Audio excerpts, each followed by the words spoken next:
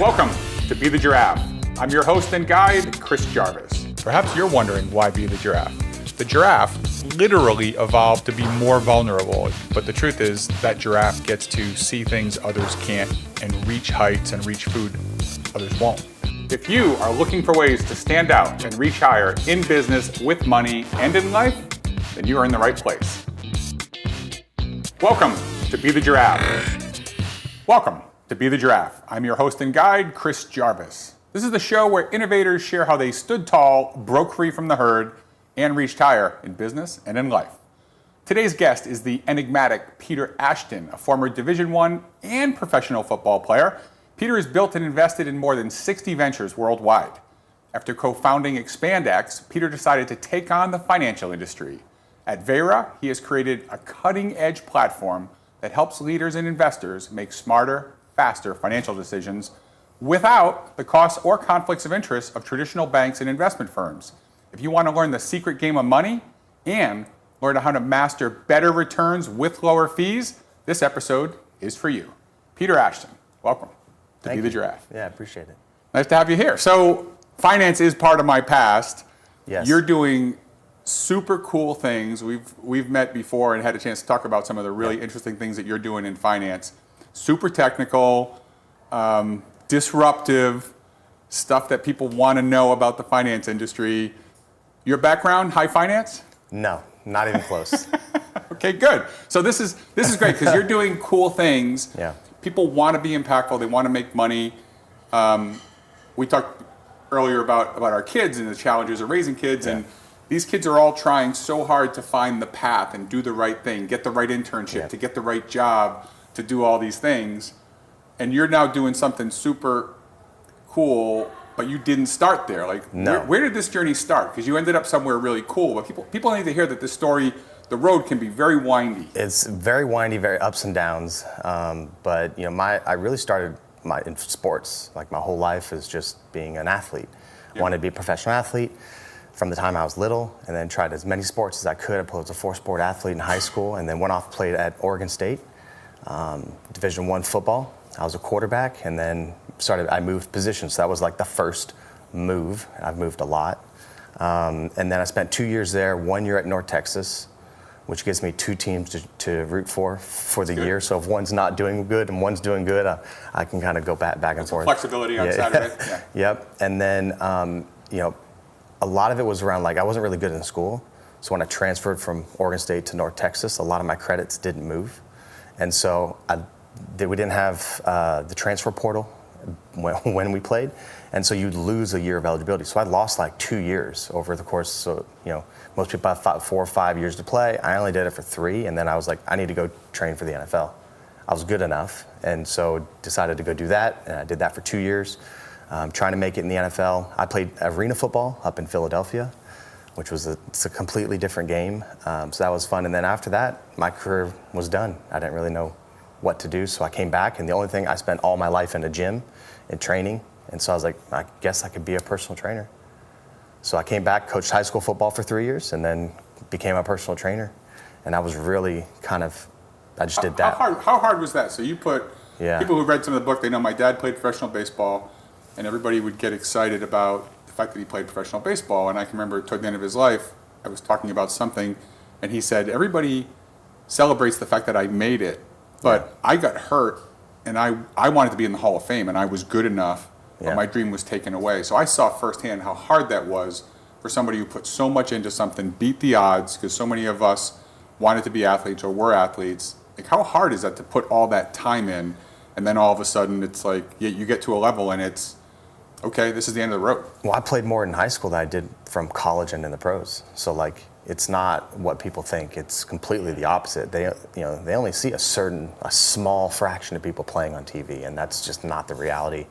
And so I never want to say it was a failed, right? Because you have to go try to do it, right? But I didn't even play. It was just, you get signed by a team, you get cut by a team, you go up and play for, up in an arena, and you're like, I got to try to make it back, and you have to call your agent, and it's like it's a whole different ball game than just, in high school, and even in college. If you're on scholarship in college and you just, you're going to be there for 3-4 years unless you want to transfer. So you have time, right? And it's you might have one day, and if you don't perform on that one day in that 1 hour, you're done.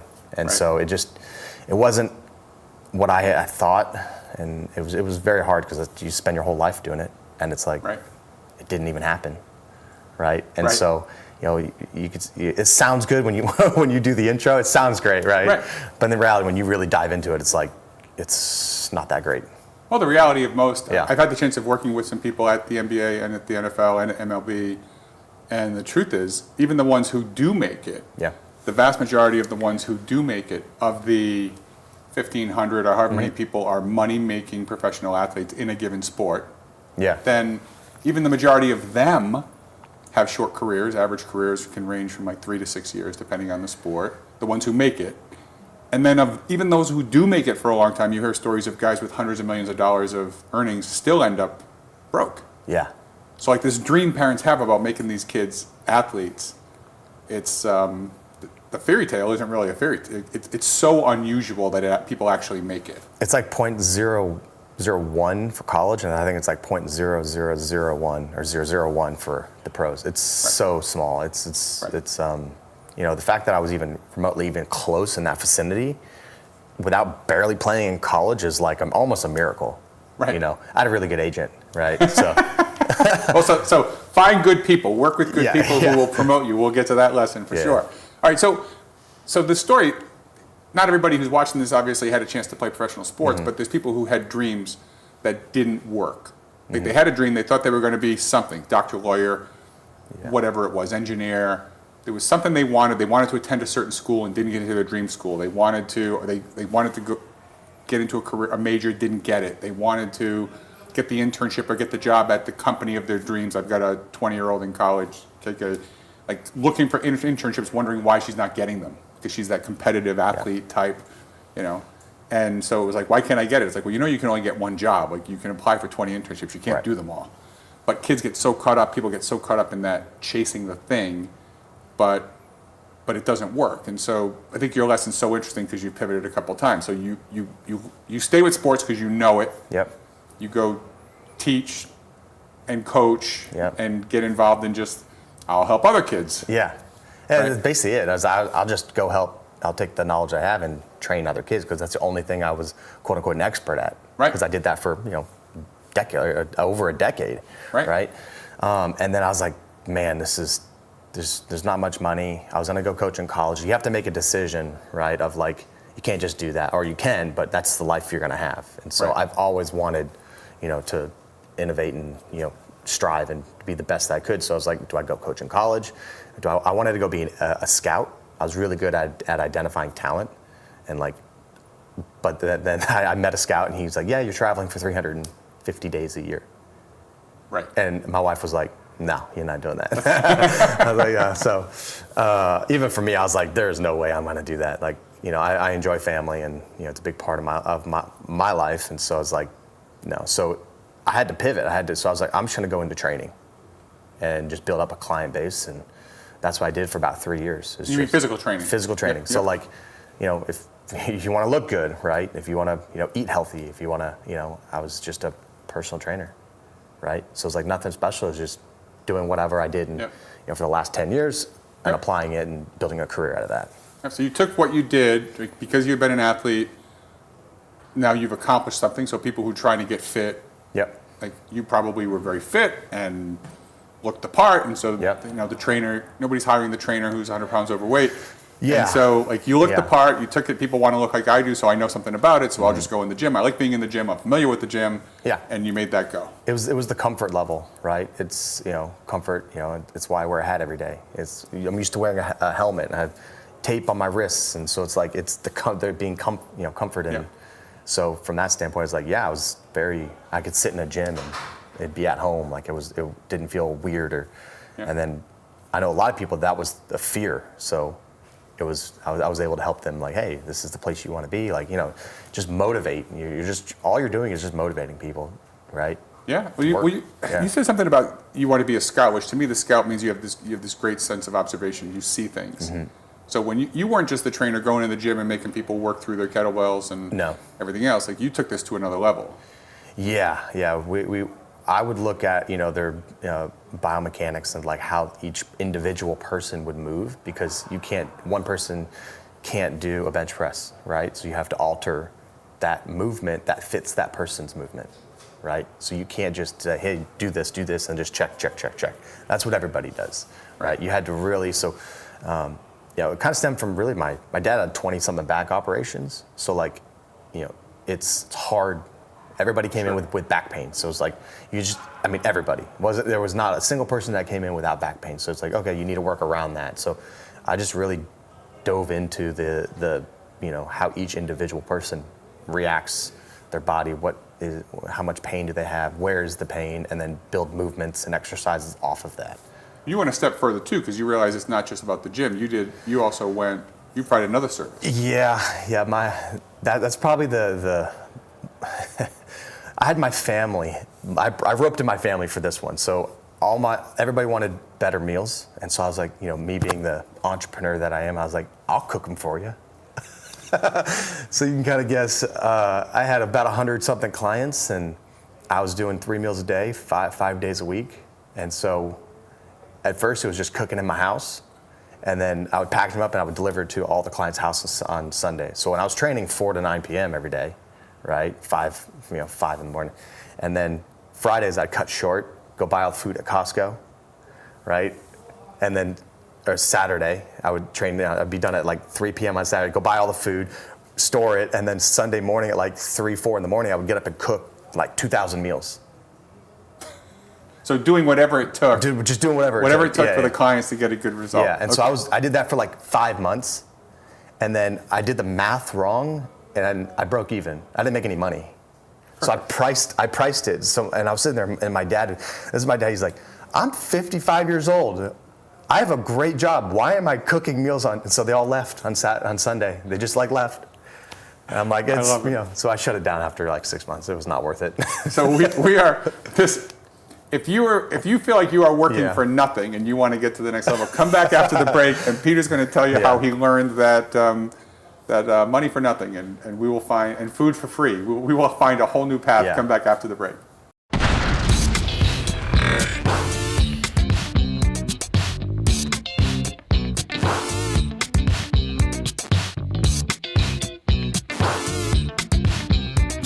Hope is not a strategy.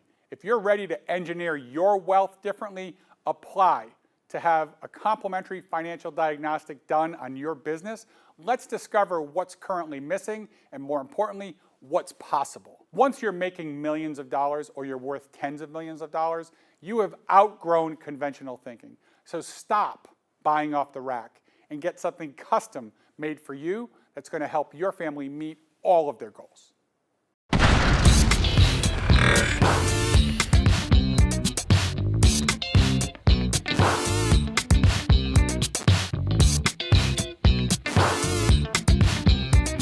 I'm here with Peter Ashton, and if you've been to high school, he has been the coach, the athlete, not the math teacher, and also the cafeteria, the lunch lady. He was doing all those things, which we talked about at one point. Yeah. So after your career, like a lot of us, you fumble around, you do things, you take the path of least resistance, you learn in business by running a business, personal training all these people, roping your whole family into a business, mismanaging the food prices, delivering 1,500 meals a week and realizing you're making no money. And then said, okay, this isn't working. And because a lot of people who, you don't need to cook 1,500 meals to know that your business isn't working. But if a business isn't working, if your life isn't working, you want to find something else. And so you had this journey of discovery. What did you do after you went through the sports and you went through the personal training and the crazy food business? Yeah. What happened? Like in that transition, what brought you? How'd you move forward from there? I knew that when you're training every 45 minutes all day long, then you can't do that for like 20 years. It's unsustainable. Like it's not. It's a lot of work. And then when you're on top of that, Saturday, Sunday, like it's 7 days a week, and you're just my wife's dropping me off at 4:30 in the morning, and we have our newborn in the back of the car, right? Because we have one car, right? It's just unsustainable. And so I knew that. And luckily, all my clients were millionaires. So I only worked with people who were really successful. So, and they were across all different industries. So, you name it. And I started asking them questions because I was like, hey, how did you make your money? That was like the first thing. How did you make your money? Because I was like, I need to find a way out of this. And so at some point, it's like, oh, I'm good. I have my client base. I'll just start talking to people. And so that was, instead of just focusing on like training, I would like, break out my day. So I'd stop cooking meals for people, and I would like, spend some time to like talk to my clients instead of it just be like a strict, like they come in, boom, boom, boom, leave, next one, boom, boom, boom, next one. It was just rapid fire all day long. So I started asking them, how'd you make your money? How'd you make your money? And they kept telling me, and I was like, What'd they say?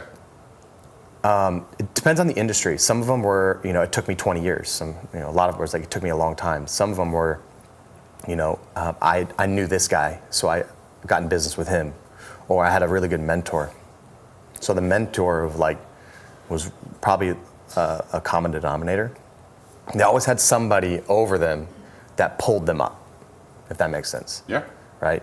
And so it was very rare do you have like self-made, right? I think I only had like one or two clients that like, he got into the construction business and just built up a massive construction company and then sold it, right?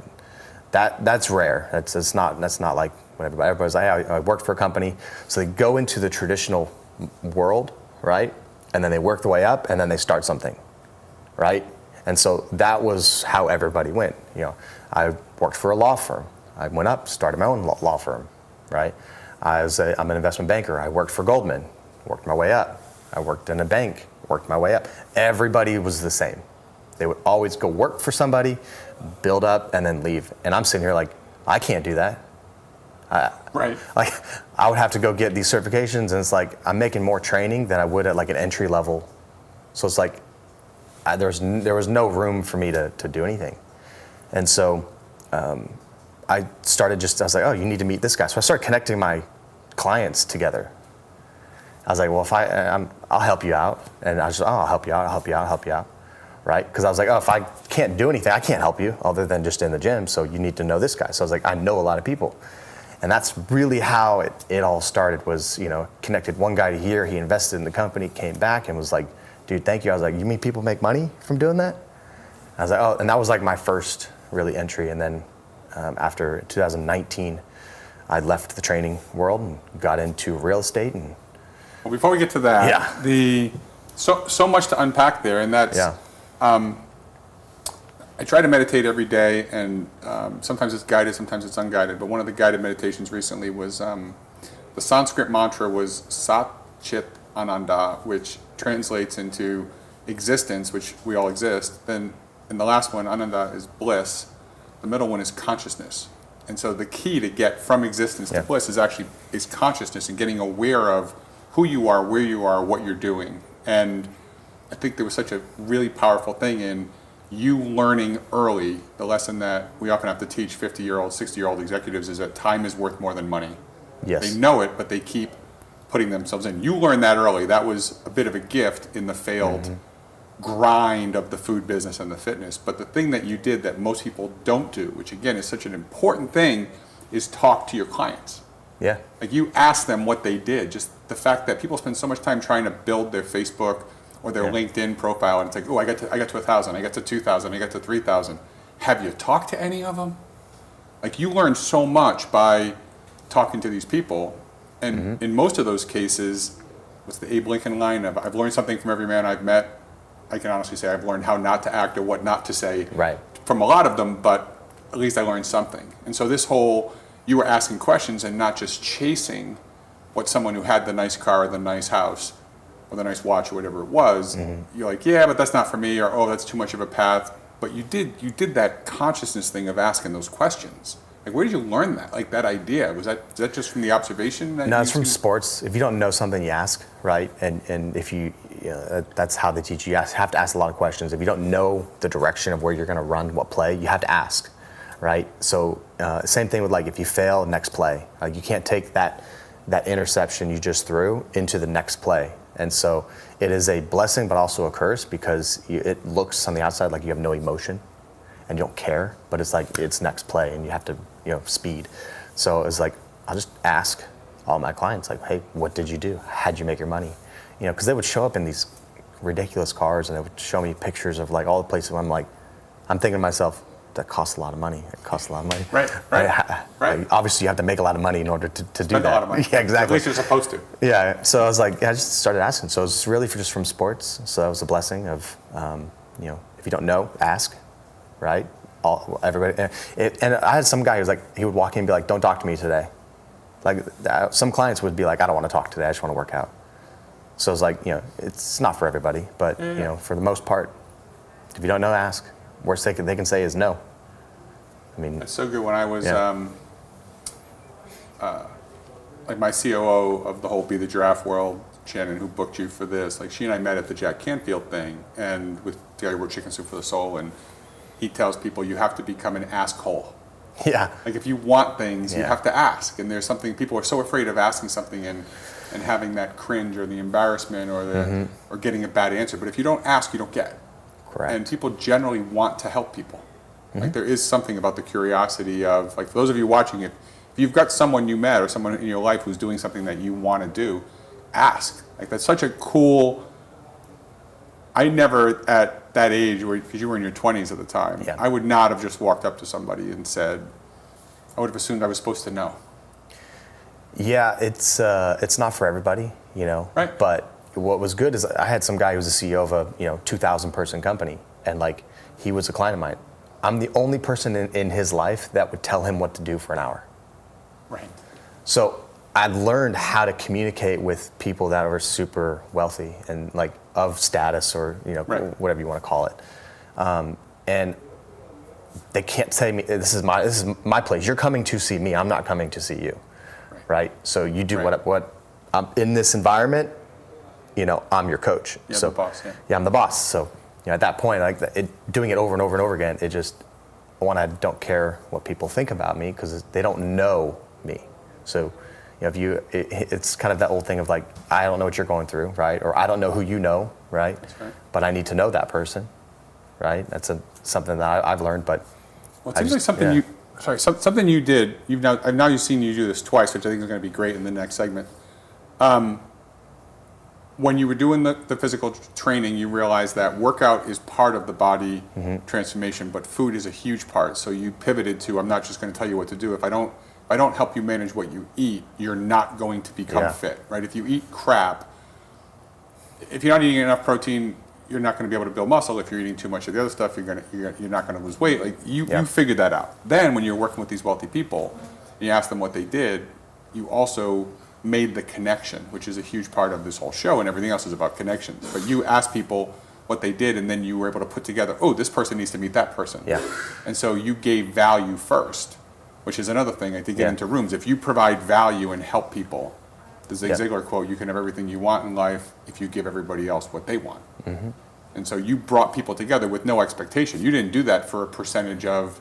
No. For nothing. You just did it because it seemed like the right thing to do. Right. Super cool.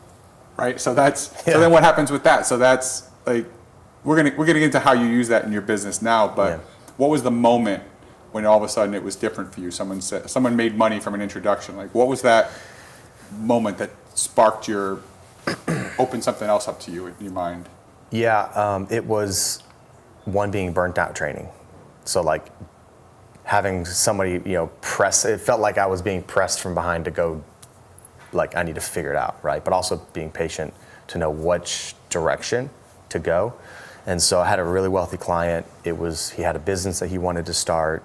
Right, and it was around a new type of therapy that actually prevents neck, back, and spine surgeries, and so. And your dad had a lot of spine surgeries, so you were interested. So I was interested, and like okay, and I knew that what he was doing in the stem cell injection space, being the guy in the world on it, I knew that there was something there, and so. He wanted to build and have all these locations, right? And so I wanted to go build kind of almost like a pod, right? It's called, hydrokinetic spinal decompression. So it's really complicated, but it's underwater traction therapy. So from that standpoint, like I knew from being in the training business that you only have a certain amount of time every day, so you're capped on how many clients you can take a day. So each location is capped on, Time is a big factor, and it's also a factor for us on this segment. But when we come back after the break, Peter is going to talk about how taking your past and connecting it to your future can bring you to a whole new path. Don't miss it.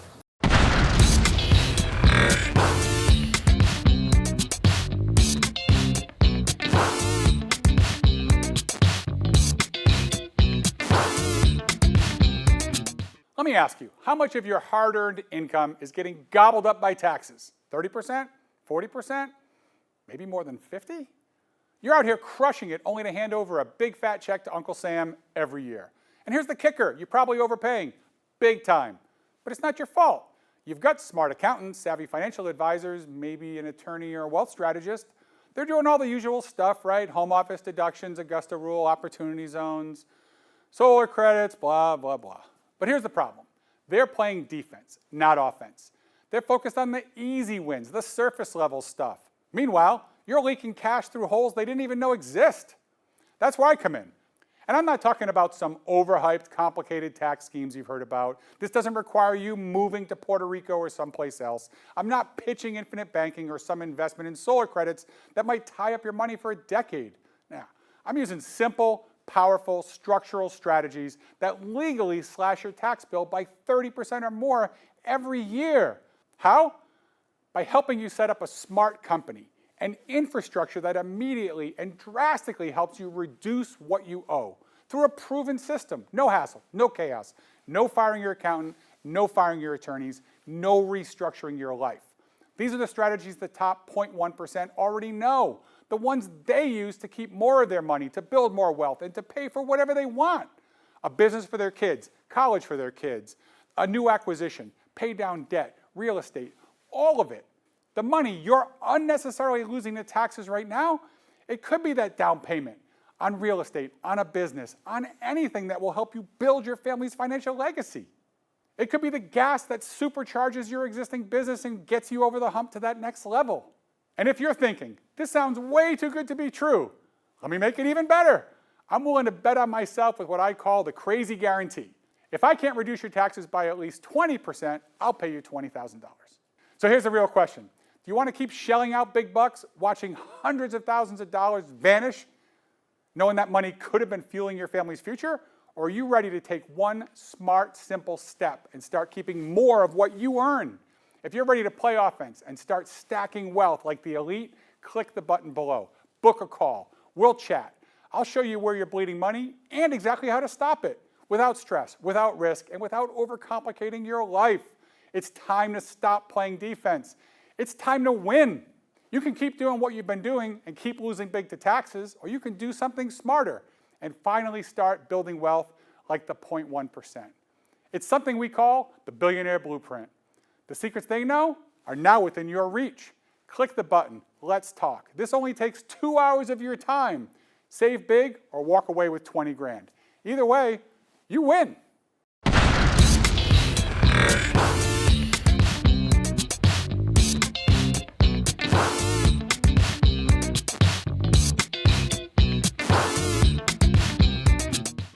Welcome back. I'm here with Peter Ashton, who's telling us amazing stories that are perhaps more divergent than mine. You have done a lot of interesting things. You went from sports to personal training to then entrepreneurship. It must have felt like the world was just opening up for you, where all of a sudden you meet now one of your millionaire healthcare expert clients who's excited to start this new business, and it's all about underwater traction for people with back pain. Mm-hmm. Your dad had had 20 back surgeries, so now all of a sudden it's helping people get fit, which is your fitness background. Yeah. It's tying into the pain you watched your dad. It must have felt like I was made for this. Correct. It was like, this is like a combination of both, right? And getting into it. And so when I left all my training clients, passed them off to other trainers. You found the perfect thing that takes your past with your why and your love. The guy gives you the job opportunity. You burn the boats. You get rid of all your clients. Yep. And then day 59 out of my 60-day employment, I get fired. So Like the world opens up and it seems perfect, and you're Moses, and you get halfway across, and the sea crashes back. Yes. And then it's, oh my God, what happens then? And yeah, well, during that 50-day period, there was a guy I was working with there, and it was a collective group. You know, there were some things going on in the company that we had no idea, right? And so it was a new division of that company, right? And called him, and he's like, "Yeah, I know this one person in the staffing industry." I was like, "Perfect. I can talk to people. I don't mind calling 50 people a day or 100 people a day." So it was like perfect. So they gave me the job, right? And on my way home, right, because I was gonna tell my family I just got a new job, like awesome. And it's not an entrepreneurship, and it was staffing, right? And then a buddy of mine called me and goes, "Hey, I'm with a guy he's in real estate, and I told him that you knew a lot of wealthy people, and he wants to meet with you." So I went over there, and he offered me more than so I had to call the staffing company. This was Saturday, right? And I was starting on Monday. I said, "Hey, I'm not going to take the job." And that was I went into this guy. He had a real estate REIT, and my job was to go raise money for the real estate projects. And I was like, "Cool, I can go back to start calling all my old clients." Raised $1 million in the first 90 days, and like that was the kind of how it got started. But yeah, wild. That was within like 6-7 months. Yeah, no, 5 months. That was like a 3 to 5 month period. Well, that transition. This is so interesting for people who are unsure about the journey. This journey is so crazy and twists and turns. Yeah. But in that thing, one, you kept your eyes open. You knew what you didn't want, which was helpful, but you made good relationships, the people you worked with. Yeah. Again, this whole idea about the LinkedIn, you spend the first half of your career building connections. The second half, you're supposed to monetize those connections. Mm-hmm. But if you always do good things with people, you can always call people. Right. And so you had done that, and then, so now you get into real estate. This is your beginning of the finance, right? You show people, you learn how to make money, Yeah. and then eventually you learn something about the finance industry, which kind of brings you closer to where you are today. So Yeah. talk about being in finance and in the investment world, and then what you saw happening and not happening. Yeah, so in that whole time period, right, from when I got into real estate, I was only there for three months. And then one of my biggest investors that I brought into, I didn't know anything about real estate. Like, I personally, to this day think, I'm not a big fan of doing real estate because it takes too long, in my opinion. But, from there, I had a very wealthy guy. He just sold his company for about close to $380 million. And he's like, "I love your work ethic. Let's start a venture capital firm together." I was like, "I'll do all the work if you just want to write all the checks." And there's like 20,000 people in business school right now who would love to get a job with a venture capital or PE firm, and you have a guy that offers you the money to launch it, which is really spectacular. It was wild, and that was because I raised money for a project in less than 90 days, and then from there I was like, "Hey, I know all the." I went to ask him and say, "Hey, I have a lot of my former CEO friends that are asking me to raise money now," because I was in the business of raising money. So they're like, "Hey, I'm just this new business." So I was like, "Do you mind looking at him?" Granted, I played football with his son in high school, so we knew each other, but I didn't know him at all. I didn't know how wealthy he was. I had no idea. I knew his son. And so I said, "Hey, do you mind looking at all these decks and tell me which ones I should raise money for and which ones should I not?" And he's like, "Sure, come over to the house." I went over to his house, and like 5-6 hours later, my phone's blowing up. Like, my wife's like, "What are you doing?" I'm like, "I'm sitting on a couch waiting for this guy to," basically, he's just reading for like 4 or 5 hours, and he stacks all these papers up, sets down, and he goes, "Where are you getting your deal flow from?" I was like, "My old training clients." He goes, "Do you know the ratio that deals I look at, deals I invest in?" I had no idea. He goes, "I want to invest in almost all these deals." And that's when he's like, "I just sold my company." The light bulb went off. It's like, he can just go bring me all this deal flow. Let's start a venture capital firm, and that's what we did. December 2019. This is, so many people are so afraid to take the step. They're afraid of getting rejected. They think they have to learn everything. Yeah. And the truth of the matter is, in this situation, you didn't know anything about finance. Nothing at all, right? Zero. You had successfully raised money for somebody whom you had successfully helped build muscle mass or lose weight or whatever it was the goal was, but you helped them with something, then you helped with something else. You built a network, and then all of a sudden you're in this spot, and you're making money connecting people, the person with money with the person who's trying to raise money. It's a connectivity thing, which is a human element. It's not technical at all. Right. No, not at all. But very successful. Yeah.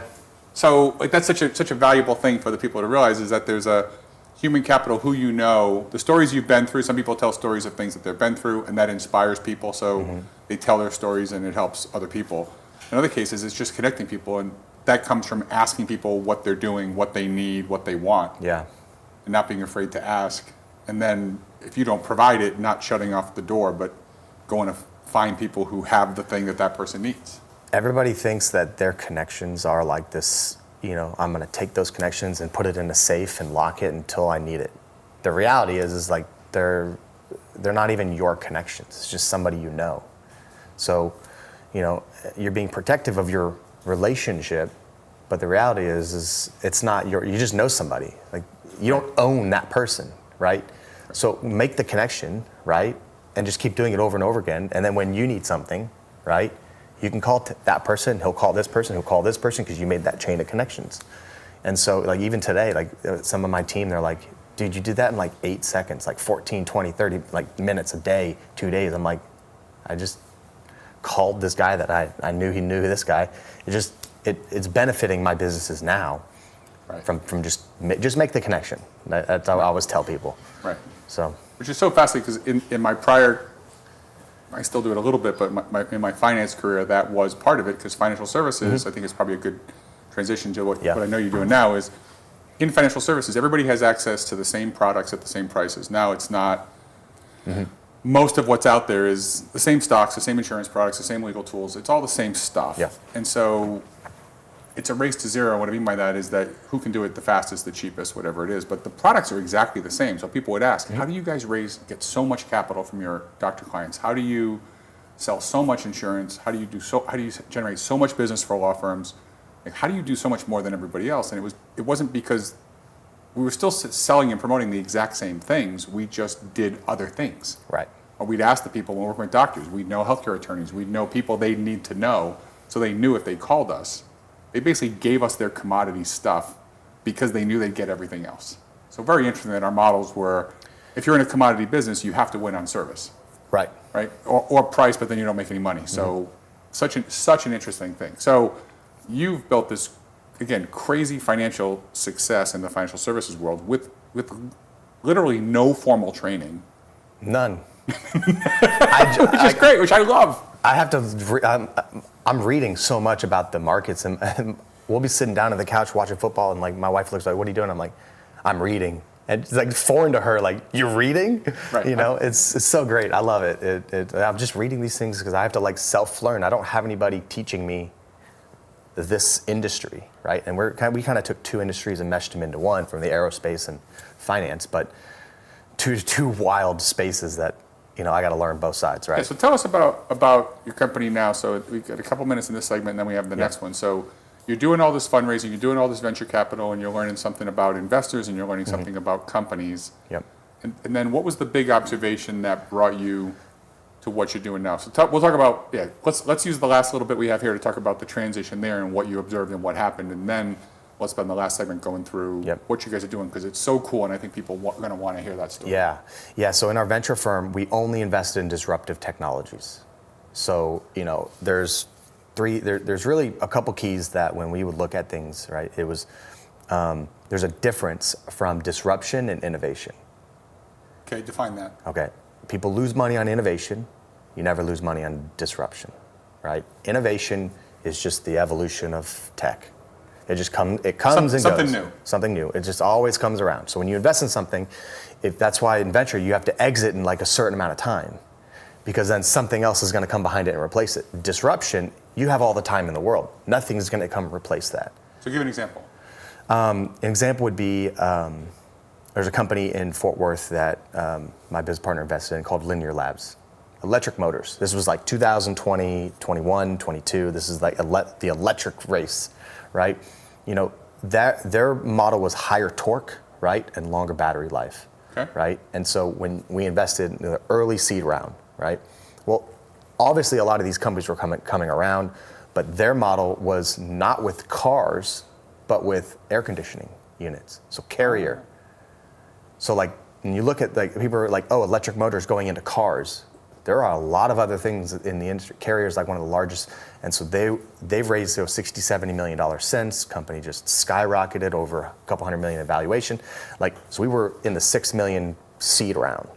So it may not Right. be the disruption may not be in the actual product, but Correct. in the application in the industry. Correct. Right, that's a great place to stop. So in the next segment, we're going to talk about how you took the cool aerospace Yeah. and tech, and now you apply it to finance, so people can get better returns, lower price, less conflicts of interest. You're not going to want to miss it.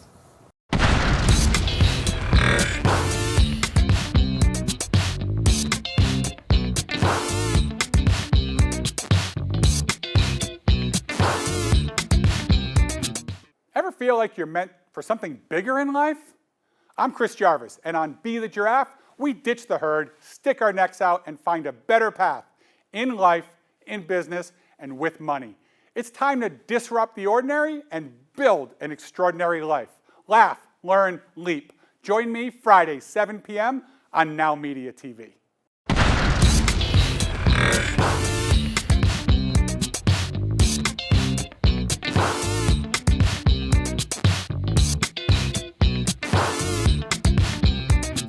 Welcome back. I am here with Peter Ashton, who is the cook, football player, cafeteria worker, physical trainer, personal trainer, venture capitalist, and disruptor. So he has done a lot of interesting things.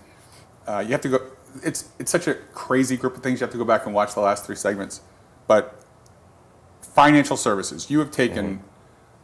I've been in this space for 30 years. You took them to like chocolate and peanut butter, 2 things that you wouldn't think would come together. Really fascinating what you're doing with making innovation turn into disruption in the financial space. So tell me about what you're doing with the company now. Yeah. So when I was looking at the financial services side, I when I look at disruption, right, I have to go back and say what are the types of companies that have disrupted the space over the last like 50 to 75 years, right? And I really couldn't find many. Normally you can find a lot, right? Yeah.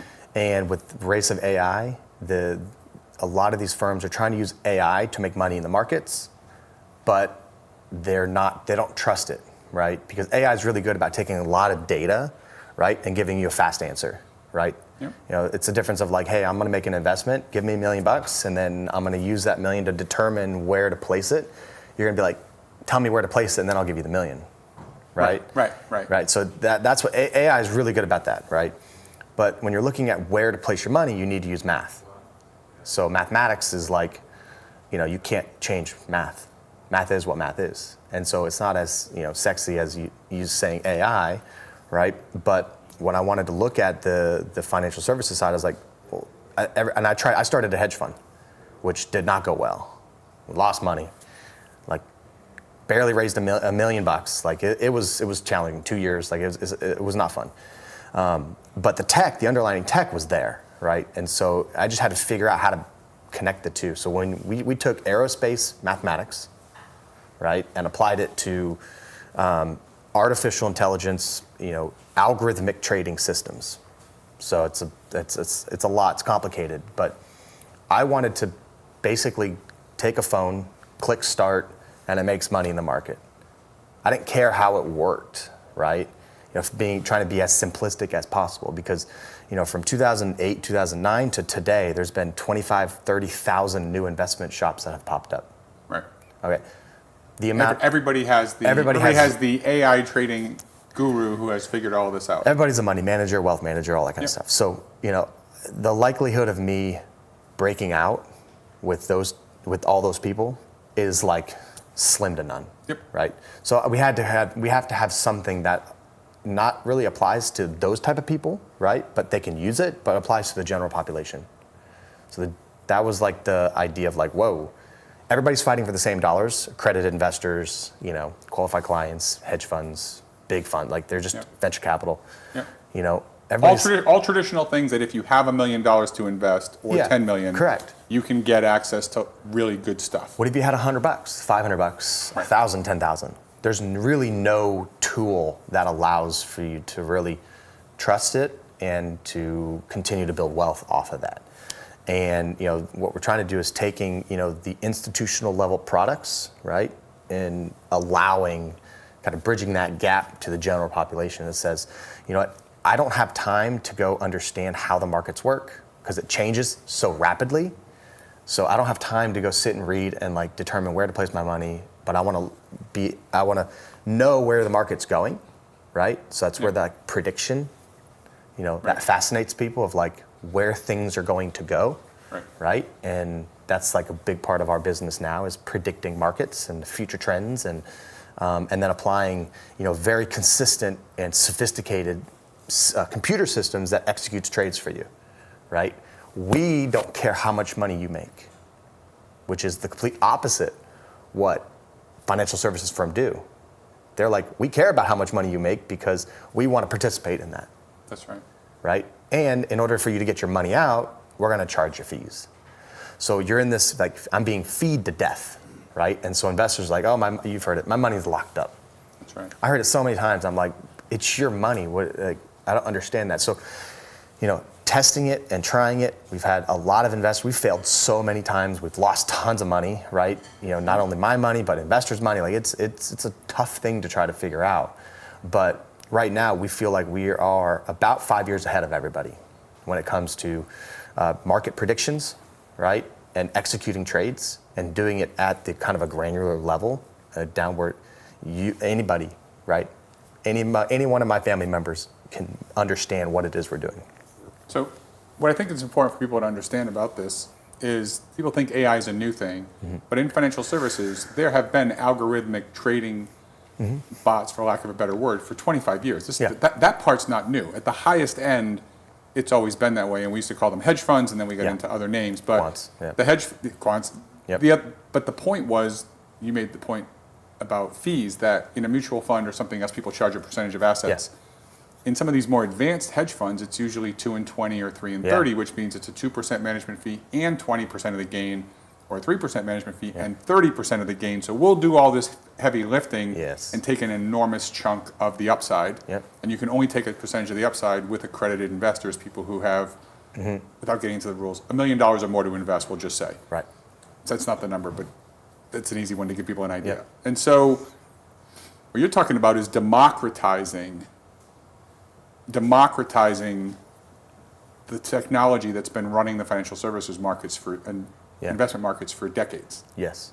And giving people a chance to get access to these economics or this upside without having to guess. You're not watching Fox Business. You're not watching Bloomberg and trying to guess. You can figure this out ahead of time, where you should have your money, what it looks like. These things are available. They just haven't been available to people who are more average and middle class in the past. Yeah. Right? Am I reading that right? Yeah, exactly right. Like companies like Robinhood, that was like a big disruption. That's why they picked up scale so much, right? No fees, and you can trade. They're kind of a benchmark, right? But if you start really diving into like these actual companies, they're running out of ways to be disruptive and innovative because they've been there, done it. In the financial services side, because of all the fees, right? You're capped at a certain point. And most of these companies are publicly traded. A lot of them are. Right. And so they can't make critical decisions, right, without modifying their price per share. So they have to be very calculated. And then the employees in the company, they don't want to take on new technologies because if it doesn't work, they get fired. Right. So it's this weird dynamic. But like Robinhood was, that side. But what we're trying to do is have, I believe that the future of finance is all going to be subscription based. Can you describe that? So 5 years ago, when you look at the subscription based model, and that was when my business partner, where we had the venture capital firm, he built and sold Funimation. So Funimation, Japanese anime, Dragon Ball Z, his family created it back in Japan, right? They're the creators of Dragon Ball Z. So when you have millions of people paying you a subscription fee, and you have the guy who created that as the mentor, like, you understand how to build subscription-based systems. Yep. So the whole model's like, you can go to YouTube TV and you can pay $10 or $9.99 or whatever it is, or you could probably pay almost $1,000 because there's add-ons. But there's a cap, right? They don't care how much TV you watch, right? So it's the same model, right? With the money, right? If I was a financial service firm, I can charge for how much money you have in the markets. Like, there's a lot of ways to do it. But what we're trying to do is just all subscription based. So let's say I'm BlackRock, right? And they have 1,200 funds, and each fund is now a monthly or annual subscription fee. We don't care how much money you make, but it offers, a lot more people can get into it now. So what you're saying is, though, are you saying that this is what you think will happen? Is it what you're doing? No, this is what's going to happen.